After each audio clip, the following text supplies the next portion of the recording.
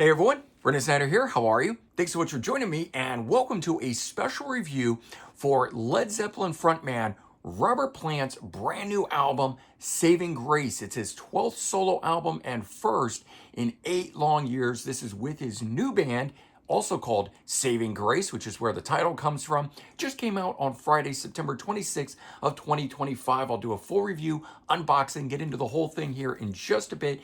But before we start, if you're new to my channel and haven't already hit the subscribe button, please do. Also leave a comment, hit like. All those things do help support my channel. I'd greatly appreciate it. And of course, as an added bonus, by turning on notifications, you'll never miss an episode and stay up to date on cool things like this, where we're talking about the new Robert Plant Saving Grace album. So Robert, in my opinion, has had 3 distinct careers during his time as a musical artist. Of course, initially as the frontman of legendary rock band Led Zeppelin, until they disbanded in 1980, where Robert at that point was left to reinvent himself. And so he moved away from the big complex sounds of the 1970s that he was doing with Led Zeppelin and took up the more polished and glitzy sound of the 1980s, where he released 6 solo albums during that time frame. And the last 3 did kind of move back more towards that rock sound that he had done previously, including 1993's Fate of Nation, which might have been the most rock of all of those albums. But following that album, he took a 9-year-long break before returning in 2002 with a new sound that was the album Dreamland. And that one's sort of kicking off the third era of his solo career, where it embraced the more folk rock and world music sounds on the subsequent albums, where he's released 6 more albums, including this newest one here, Saving Grace, and that's what we want to talk about. So this album here, 10 tracks clocking in at 42 minutes. All the songs on here are cover songs, but don't let that scare you. Let me get into more about that here in just a bit. The album itself started during the pandemic and was recorded over the last 5 years. And as I said, it's first new album in 8 long years since Carry Fire in 2017, though he did do the collaborative album with Alison Krauss called Raise the Roof in 2021. So that was a follow-up to their very successful album Raising Sand in 2007. So there has been other Robert Plant material, but this one here coming 4 years on from that and 7 years on, actually 8 years on from Carry Fire, we're finally getting solo Robert Plant again. And this one here really picks up right where the previous album Carry Fire left off. So if you're a fan of Robert Plant's material since 2002 going forward, I think you're going to really enjoy this album here, Saving Grace. For me, as I said, the album is all covers, and that actually is a bit of a surprise. I had not heard that in the press releases up to the point of the album coming out. Doesn't mean it wasn't said. It was just I wasn't really picking up on that sort of stuff. So if it wasn't for the opening track on the album, Chevrolet, which is a well-known blues song, I wouldn't have actually stopped to think whether or not this was covers. But when I heard that, it made me say, well, if he's going to open the album with that, a cover song, is the whole album, covers? And sure enough, as soon as I looked up and checked, I found out it was. But I gotta say, the songs themselves are so uniquely arranged and interpreted that they sound like originals. It's such in the vein of what we expect from Robert Plant, at least within the last 2 decades, that for me, it doesn't come off sounding like a covers album. And so my mind was immediately switched from, oh great, another covers album, to wow, this is really sounding good and interpretive. And as I said, I didn't recognize these with the exception of that first song. So maybe you other people out there, some of these a little better than I do. But I have to say that for the average rock fan, I think most of this is going to sound completely fresh, as these are not well-known cover songs the way a typical rock, covers album might normally be done. And so, um, Robert being 77 years old, I've got to say that, while the music is based on his current style, and I think that fits his voice perfectly, you wouldn't know that he was 77 years old. I mean, he just keeps sounding better and better and better with each album that he's doing. And the fact that it has been those 8 years since Carry Fire, I don't think he's missed a step vocally. No, he's not singing like he did when he was in Led Zeppelin, and I don't think we're ever going to have that. So I'm not comparing it to that aspect of Robert Plant, the Golden God's voice that he was during the 70s and even through the early 80s. But what he settled into back in 2002 moving forward is much of what is here. And again, if you're liking that sort of stuff, you're going to like this album here. Now, additionally, Robert Plant's co-vocalist on this album, Susie, I don't know if it's pronounced Diane or some other variation. It is Dian. So Susie, though, I think her voice really suits the co-vocaling styles of Robert and her together. Very beautiful vocalist on here. And it's a joy to hear them together. Whereas in some cases, you might think, well, we just want to hear Robert. That's what we're buying the album for. But their pairing on here is quite magical, in my opinion, much more so than I feel that the pairing of Robert and Alison Krauss is. And I know a lot of people love her vocal style and those two albums that they made together. They didn't do a whole lot for me. So hearing that he was pairing up with another female vocalist to do an album, again, I was a little taken aback by it, but not once I heard the album.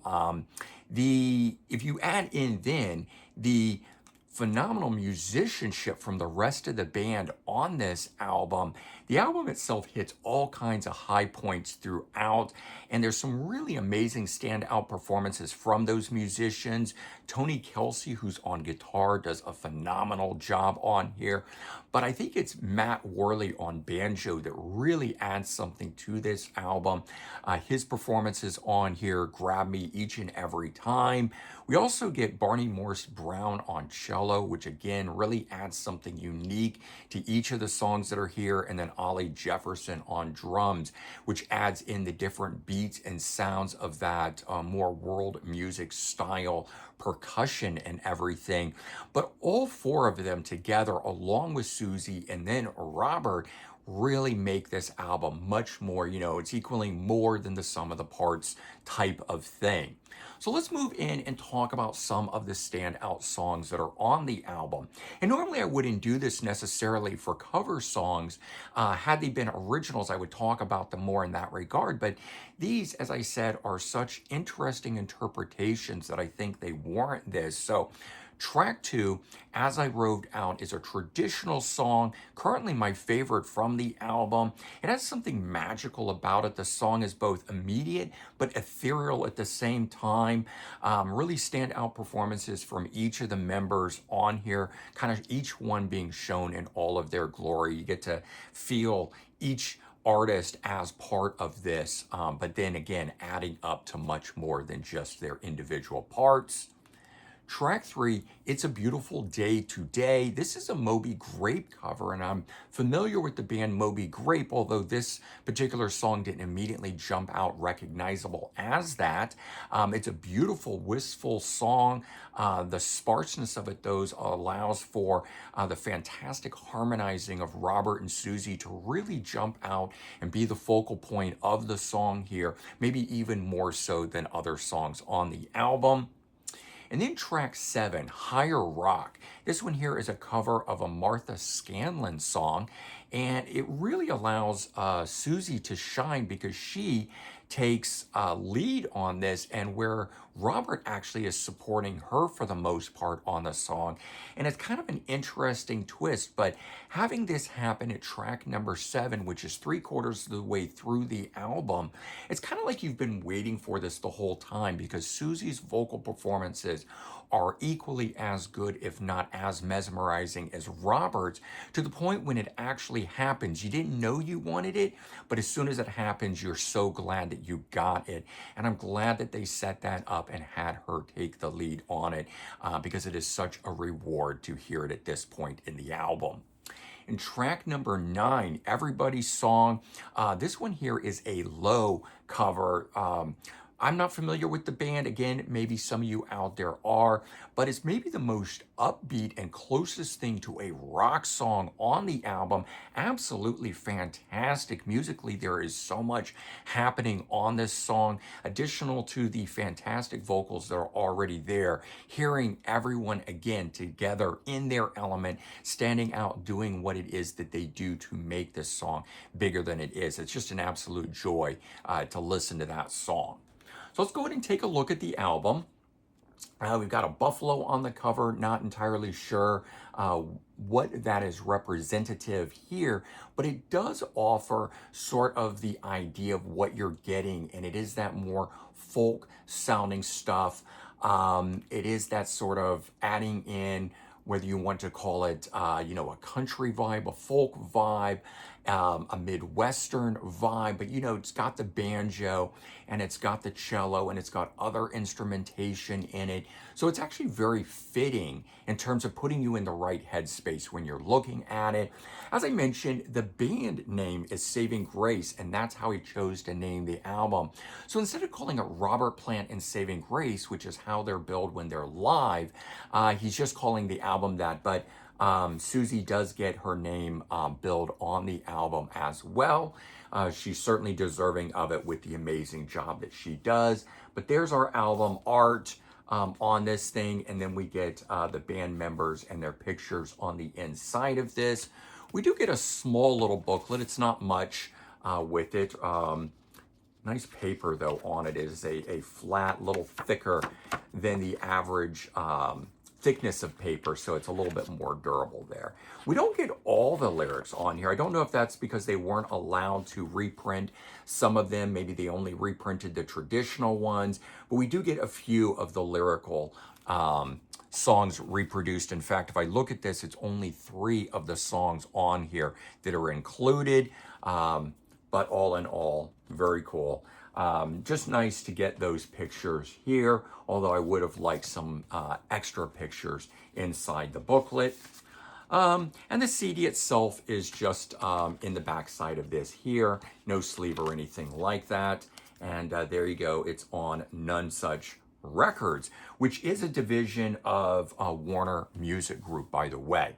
All right, so bottom line on this album here, if you've enjoyed what Robert Plant has been doing for the last 23 years, since 2002, you're going to enjoy this album. And that's kind of where it stands. You have to release and let go of all those desires to hear Robert sing like he did with Led Zeppelin and or what he was doing in the 80s and very early 90s, and accept where he has been for more than 2 decades, which is really where he has been leaning into more and more, which with each subsequent album, that folk rock, world music sounds.